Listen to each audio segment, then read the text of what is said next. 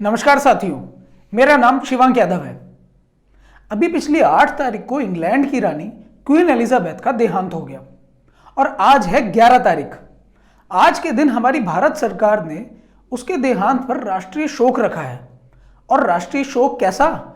जिसके अंदर भारत के अंदर जहां पर भी तिरंगे लगे हुए हैं उन तिरंगों को नीचे आधा झुका दिया जाएगा। यहां पर सबसे पहली बात तो यह खड़ी होती है कि इंग्लैंड की रानी के देहांत पर भारत के अंदर राष्ट्रीय शोक मनाने का क्या औचित्य है और हमारे तिरंगों को भी आधा झुकाया जाएगा।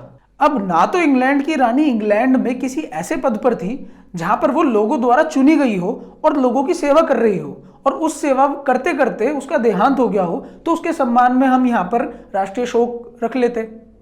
ना ही वो कोई ऐसी हस्ती थी जिसने समाज के लिए अपना पूरा जीवन दे दिया हो तो उसके लिए हमारे यहाँ भारत में शोक रखा जाता। जैसे भारत के अंदर गांधी जी थे, महात्मा गांधी का जब देहांत हुआ तो पूरी दुनिया के अंदर ये बात गई थी और पूरी दुनिया के अंदर शायद कुछ देशों ने शोक भी रखा हो अपने यहाँ पर। ना तो इंग्लैंड की रानी ने महात्मा गांधी जैसा कोई बड़ा काम किया था, ना ही वो शिंजो आबे की तरह किसी ऐसे पद पर थी ना जो कि लोगों द्वारा चुना गया हो। तो फिर एक ऐसी औरत का यहाँ पर शोक मनाने का क्या मतलब, क्या औचित्य? और सिर्फ शोक ही नहीं, हमारा तिरंगा आधा झुकाया जाएगा। अगर हम उस इंग्लैंड की रानी क्वीन एलिजाबेथ की तरफ ध्यान से देखें तो वो एक ऐसी गद्दी पर बैठी हुई थी जिस गद्दी की वजह से पूरी दुनिया एक समय पर गुलाम थी। पूरी दुनिया को गुलाम बनाया गया था उसी गद्दी पे बैठे हुए कुछ लोगों ने। वो इस रानी के जो पिताजी थे, उसके दादा थे, वही लोग जब वहां पर राजा थे तो भारत के अंदर उन्हीं का शासन चल रहा था। और उन्हीं के शासन के अंदर हमारे भारत के अंदर गरीबी थी, बेरोजगारी थी, भुखमरी थी। हमारे हजारों लाखों क्रांतिकारी मर गए उनसे लड़ते लड़ते। हमारे यहाँ पर जितने भी क्रांतिकारी थे, अगर हम उन क्रांतिकारियों की एक मोटा मोटी संख्या लगाएं तो लगभग 7 लाख से ऊपर क्रांतिकारी थे जिन्होंने अपना बलिदान दे दिया इन अंग्रेजों से लड़ते हुए। उनकी जो लड़ाई थी, उनकी लड़ाई सीधी सीधी उस राजगद्दी से थी, क्योंकि वो राजगद्दी ही भारत के ऊपर शासन कर रही थी, कोई कंपनी नहीं थी। 1857 में जब भारत के अंदर क्रांति हुई तो भारत का जो शासन था वो ईस्ट इंडिया कंपनी से हटकर क्वीन विक्टोरिया के हाथ में चला गया था। और 1857 से लेकर 1947 तक वो पूरा शासन राजा के माध्यम से ही चल रहा था जो उस गद्दी में बैठा हुआ था। तो हमारे क्रांतिकारियों की सीधी सीधी लड़ाई उस गद्दी पे बैठे हुए व्यक्ति से थी। और आज उसी गद्दी पे अगर कोई व्यक्ति अपनी अकस्मात मौत से ही मर गया है, अपनी तबीयत खराब होने की वजह से मर गया है, तो उसके सम्मान में भारत के अंदर राष्ट्रीय शोक रखा जाएगा? यह सबसे पहला सवाल यहां पर खड़ा होता है। और ऐसे जो लोग थे जिन्होंने भारत के अंदर लूट मार के अलावा और कोई काम नहीं किया, जो किंग जॉर्ज 6 थे, इस रानी के पिताजी, वो जब यहां पर राजा थे तो उनका शासन भारत के अंदर चल रहा था और उसने वो सारी नीतियां अपनाई जिससे हमारे क्रांतिकारियों को दबाया जाए, उनको फांसी पर चढ़ा दिया जाए। शहीद भगत सिंह, शहीद राजगुरु, सुखदेव, चंद्रशेखर आजाद किनसे लड़ते हुए मरे थे? इन्हीं अंग्रेजों से। और वो अंग्रेज किसका प्रतिनिधित्व कर रहे थे? उस रानी का, उस राजा का, इस रानी के पिताजी का प्रतिनिधित्व कर रहे थे। और ये रानी जब 1953 में रानी बनी उसके बाद भी इसने दुनिया के अंदर वही व्यवस्थाएं चलाई, इसने उस व्यवस्थाओं में कोई कमी नहीं करी। अब यहां पर बात ये खड़ी होती है कि अगर अंग्रेजों ने हमारे ऊपर इतना अत्याचार किया था तो हमारे देश की सरकार उनके सम्मान में देश के अंदर राष्ट्रीय शोक क्यों रख रही है? इसके पीछे कोई तो वजह होगी। कोई भी सरकार काम ऐसी तो नहीं कर देती कि हमारे देश का राष्ट्रीय ध्वज आधा झुकाया जाए किसी के सम्मान में। इसका मतलब वो व्यक्ति कोई बहुत महत्वपूर्ण व्यक्ति होगा जिसके लिए देश पर, पूरे देश के अंदर एक दिन का शोक रखा जा रहा है। तो वो रानी हमारे लिए इतनी महत्वपूर्ण क्यों थी? इसके लिए हमने आज से 4 साल पहले एक वीडियो बनाई थी। उस वीडियो को करोड़ों लोगों ने देखा था। उस वीडियो के बारे में भी मैं आपको बता देता हूं। उस वीडियो के अंदर हमने सरकार से कुछ सवाल किए थे। दरअसल हमने एक आरटीआई लगाई थी। उस आरटीआई के अंदर हमने सवाल किए थे कि 14 अगस्त 1947 को भारत का शासक कौन था और 16 अगस्त 1947 को भारत का शासक कौन था, 25 जनवरी 1950 को भारत का शासक कौन था और 27 जनवरी 1950 को भारत का शासक कौन था, और क्या ब्रिटिश और उनके आने वाली पीढ़ियों का भारत पर किसी भी तरह का कोई अधिकार है? इस आरटीआई का जवाब सरकार ने हमें नहीं दिया। इस आरटीआई के लिए हमने फिर एक फर्स्ट एपीलेट लगाई। पहली आरटीआई का जवाब हमारे पास नहीं आया तो फिर हमने फर्स्ट एपीलेट लगाई, उसका भी सरकार ने कोई जवाब नहीं दिया। फिर हमने एक सेकंड एपीलेट लगाई, उसका भी सरकार ने कोई जवाब नहीं दिया। और अभी हाल ही में 2021 के अंदर भी एक और आरटीआई लगाई गई, बिल्कुल यही सवाल पूछते हुए। सरकार ने उसका भी कोई जवाब नहीं दिया। मतलब कि आप ये समझिए कि सरकार आरटीआई का जवाब नहीं दे रही है। इस आरटीआई का जवाब कि भारत का असली शासक कौन है, उस आरटीआई का जवाब ना मिलने पर हमारा शक थोड़ा सा और गहरा हुआ। तो हमने और सबूत खंगालने शुरू किए कि क्या इंग्लैंड की रानी का भारत के ऊपर कोई अभी भी हस्तक्षेप तो नहीं है। तो उन सबूतों में ढूंढते ढूंढते हमें कुछ बातें पता चली। बातें हमें ये पता चली कि आज अभी तक जब तक ये इंग्लैंड की रानी जीवित थी, ये 3 बार भारत के अंदर आई और तीनों बार इसने बिना वीजा के ही भारत के अंदर एंट्री करी। मतलब कि एक रानी हमारे देश के अंदर आ रही है और उसको वीजा नहीं लेना पड़ा, जबकि दुनिया का कोई भी हो, चाहे वो अमेरिका का राष्ट्रपति हो, चाहे वो जापान का राष्ट्रपति हो, चाहे वो किसी भी देश का राष्ट्रपति हो, वो अगर भारत में आता है तो उसको वीजा लेना पड़ता है। या भारत का प्रधानमंत्री या राष्ट्रपति किसी देश में जाते हैं या इंग्लैंड में ही जाते हैं तो उनको वीजा लेना पड़ता है। इस बात के लिए भी हमने एक आरटीआई लगाई कि क्या इंग्लैंड की रानी को भारत में आने के लिए वीजा लेना पड़ता है कि नहीं लेना पड़ता, और जब भारत के प्रधानमंत्री या राष्ट्रपति इंग्लैंड जाते हैं तो क्या उनको लेना पड़ता है। तो इस आरटीआई का जवाब हमारे पास आया। उसमें यह आया कि इंग्लैंड की रानी को भारत आने के लिए वीजा नहीं लेना पड़ता और भारत के प्रधानमंत्री और राष्ट्रपति को इंग्लैंड जाने के लिए वीजा लेना पड़ता है। उस वीडियो के माध्यम से जब ये आरटीआई वाली बात सामने आई तो कुछ लोगों ने ये सवाल खड़े किए कि भाई इंग्लैंड की रानी के पास अपना पासपोर्ट ही नहीं है तो उसको वीजा की क्या जरूरत।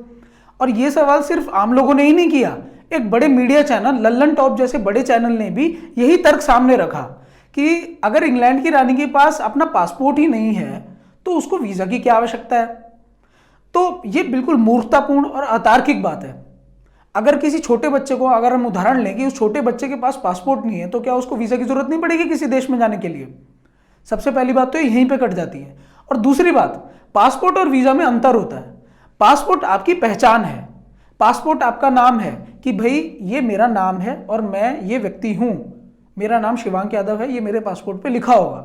अब वीजा क्या है? वीजा है एक परमिशन कि शिवांक यादव क्या ब्रिटेन जा सकता है, शिवांक यादव क्या अमेरिका जा सकता है, क्या पाकिस्तान जा सकता है, किसी भी देश जा सकता है कि नहीं जा सकता, ये उस वीजा की परमिशन होती है। वीजा एक परमिशन होती है। तो अगर इंग्लैंड की रानी के पास अपना पासपोर्ट नहीं है, और लोग ये कहते हैं कि इंग्लैंड की रानी के पास अपना पासपोर्ट नहीं है और वहां इंग्लैंड के जो पासपोर्ट हैं वो इंग्लैंड की रानी के नाम पे ही इशू होते हैं, तो मान लेते हैं अगर उसके पास पासपोर्ट नहीं है तो वो परमिशन तो ले सकती है भारत में आने के लिए, एक कागज पर लिखकर तो परमिशन दे सकती है कि मैं भारत में इतने दिन से इतने दिन तक के लिए आना चाहती हूँ, क्या आ सकती हूँ। तो यहां से परमिशन दी जाए कि हाँ भाई आप आ सकती हैं या नहीं आ सकती। तो वीजा एक परमिशन है, तो वो परमिशन लेके नहीं आई है भारत। 3 बार जब भी आई है वो बता के आई है कि मैं भारत में आ रही हूं और इंतजाम करिए मेरा आने का। तो यहाँ के जितने नेता मंत्री जो होते हैं उसके इंतजाम में लग जाते थे आने में। अब जो राजा बना है वो भी ऐसे ही आएगा, उस रानी का जो बेटा अब राजा बन गया है चार्ल्स, वो भी यहाँ पर ऐसे ही आएगा। अभी जब भी उसका दौरा लगे तो ये बात मैं लिख के दे रहा हूँ, कहीं पे बता सकता हूँ आपको, जब भी वो आएगा बिना वीजा के यहाँ पर आएगा। ये तो बात हुई वीजा की।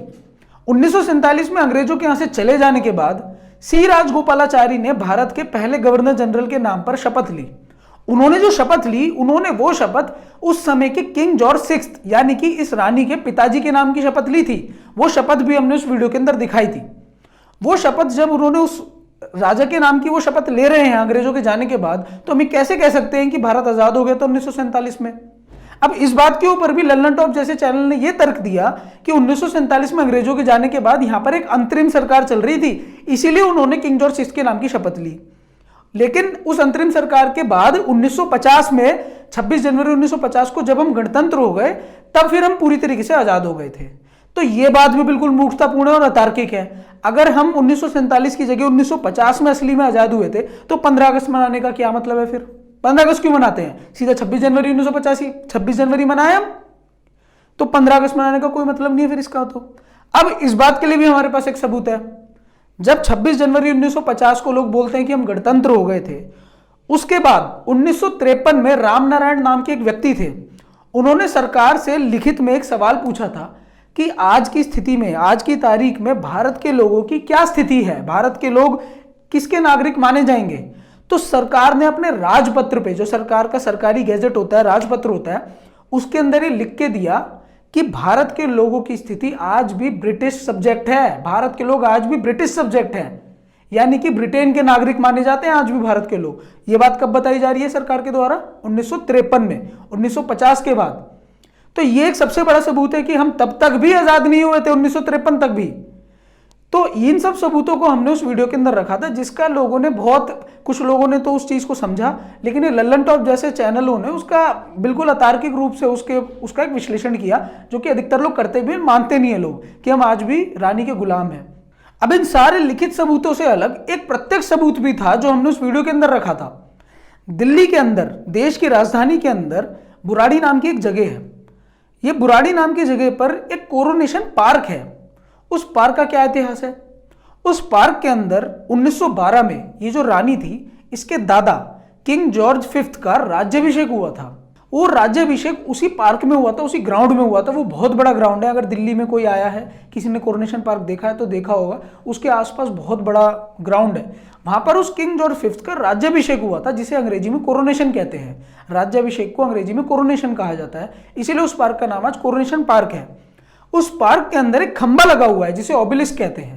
ये ओबेलिस्क और ये खंबा, ये वही खंबा है जो अंग्रेज दुनिया में जहां पर भी वो विजयी हुए, जीते, उन्होंने दुनिया के अंदर अपने वो खंबे लगा रखे हैं। चाहे वो अमेरिका के अंदर हो, चाहे वो भारत के अंदर हो, चाहे वो पाकिस्तान के अंदर हो। उन्होंने जहां पर भी वो विजयी हुए, वहां पर उन्होंने वो खंबा लगा रखा ओबेलिस्क, और वो आज भी उस कोरोनेशन पार्क के अंदर वो खंबा लगा हुआ है। उस खंबे के इर्द गिर्द अंग्रेजों की मूर्तियां हैं, जिसमें किंग जॉर्ज फिफ्थ की भी मूर्ति है और उन वायसरॉय की मूर्ति है जिन वायसरॉय ने यहाँ पर शासन किया, जो भारत के अंदर वायसरॉय बन के आए थे, उन वायसरॉय की भी मूर्ति है। अब यहाँ पे चौंकाने वाली बात यह है कि ये मूर्तियां पुरानी नहीं है, ये मूर्तियां अभी बन रही हैं। इस सरकार में भी बनी है, इससे पिछली सरकार में भी बनी थी, इस सरकार में भी बन रही हैं अभी भी। अगर आप वहां पे जाएं तो साइड में वहीं पर एक कमरा है जिसके अंदर मूर्तियां लगातार बनती रहती हैं। तो ये जो वायसरॉय हैं उनकी मूर्तियां अभी बन के वहां पे लगाई जा रही हैं उस पार्क के अंदर। तो ये पार्क एक प्रत्यक्ष सबूत है कि इंग्लैंड की रानी का या इंग्लैंड के राजा का जो वहां बैठेंगे, उनका भारत के ऊपर सीधा शासन है। लोगों को यह बात समझ आई इस सबूत को जब हमने सामने रखा। तो इस सबूत के उत्तर में भी लल्लन टॉप जैसे चैनल ने या कुछ लोगों ने यह बोल दिया कि ये तो एक इतिहास है, इतिहास संजो रखा है हमने। भाई अगर ये इतिहास होता, ये इतिहास या तो पहले की मूर्तियां होती तो भी हमें उन्हें तोड़ देना था, लेकिन ये मूर्तियां तो अभी वहां पे बन रही हैं, अभी बनाई जा रही हैं ये मूर्तियां। और हमारे यहाँ पर इतिहास संजो के रखने की ये परंपरा नहीं है। हमारे भारत में जब इतिहास संजो के रखाया जाता है तो रावण को जलाया जाता है, रावण का पुतला फूंक दिया जाता है, बनाते हैं फिर उसे जला देते हैं। ऐसे मूर्तियां संजो के नहीं रखते इतिहास को। जिन लोगों ने रावण से भी घिनौने कृत्य किए थे भारत के अंदर, हमारे क्रांतिकारियों को फांसी पे चढ़ाया, लाखों लोग मर गए। भारत की आज जो स्थिति है हमारी, वो इन अंग्रेजों की वजह से है। उन लोगों की मूर्तियों, लोगों का इतिहास हम सजोएंगे कोरोनेशन पार्क जैसे एक पार्क बना के? जब हम ये बात लोगों के सामने रखते हैं तो अक्सर हमारे सामने एक बात यह आती है कि भारत ब्रिटेन का गुलाम कैसे हो सकता है? भारत तो ब्रिटेन से ज्यादा ताकतवर है, भारत के पास ब्रिटेन से ज्यादा सेना है। ये बात सही है, भारत ब्रिटेन का गुलाम नहीं है, भारत ब्रिटेन की रानी या फिर राजा का गुलाम है। इस अंतर को आपको समझना पड़ेगा। 1947 में हुआ क्या? 1947 में यह हुआ कि 1947 से पहले भारत की यह स्थिति थी कि भारत इंग्लैंड की पार्लियामेंट के नीचे आता था। इंग्लैंड की जो पार्लियामेंट थी वो भारत के लिए भी कानून बनाया करती थी, और इंग्लैंड की पार्लियामेंट के ऊपर इंग्लैंड का राजा था। वो राजा जिसका गुलाम इंग्लैंड देश भी है, आज भी है। उस समय भी इंग्लैंड का राजा इंग्लैंड के पार्लियामेंट के ऊपर था। 1947 में क्या हुआ? 1947 में उस राजा ने हमें यह अनुमति दे दी कि आप लोग भी अपना एक पार्लियामेंट बना सकते हैं। तो आज इंग्लैंड का पार्लियामेंट और भारत का पार्लियामेंट समकक्ष खड़े हुए हैं। और इनका राजा कौन है? इंग्लैंड का राजा। वो भारत का भी राजा है और इंग्लैंड का भी राजा है, ब्रिटेन का भी राजा है। इस अंतर को आपको समझना होगा। हम ब्रिटेन के गुलाम नहीं है, हम उस क्वीन एलिजाबेथ के गुलाम थे और उसके आने वाली पीढ़ियों के गुलाम हैं। हम ब्रिटेन देश के गुलाम नहीं है। ब्रिटेन देश भी उस इंग्लैंड की रानी का गुलाम है एक तरीके से। जब भी ये कभी सबूत हम लोगों के सामने रखा करते थे तो लोगों को शक हुआ करता था। लेकिन अब जो ये घटना घटी है, आज के दिन जो सरकार ने ये फरमान जारी किया है कि आज देश के अंदर शोक रखा जाएगा और हमारे तिरंगे को आधा झुकाया जाएगा, तो अब तो शायद कुछ लोगों को यकीन होने लग गया होगा कि हम जो बात इतने सालों से लोगों के सामने रख रहे थे वो झूठ नहीं थी, वो तथ्यों पर आधारित थी। हमारे देश की इस गुलाम सरकार को इस रानी के मरने का शोक मनाना है तो मनाए, लेकिन हम नहीं मना सकते, क्योंकि हम अपने देश के क्रांतिकारियों का अपमान नहीं कर सकते। हाँ, हम उसके मरने की खुशी भी नहीं मनाएंगे, क्योंकि ये हमारे पूर्वजों ने हमें संस्कार नहीं दिए कि हम किसी के मृत होने पर खुशी मनाएं, लेकिन शोक भी नहीं मनाएंगे।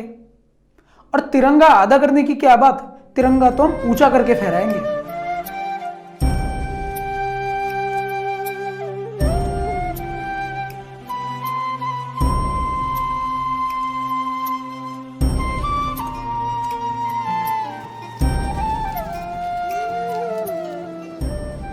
वंदे मातरम, वंदे मातरम, भारत माता की जय, भारत माता की जय, जय हिंद, जय हिंद, जय हिंद, जय हिंद, इनकलाब जिंदाबाद, इनकलाब जिंदाबाद, इनकलाब जिंदाबाद।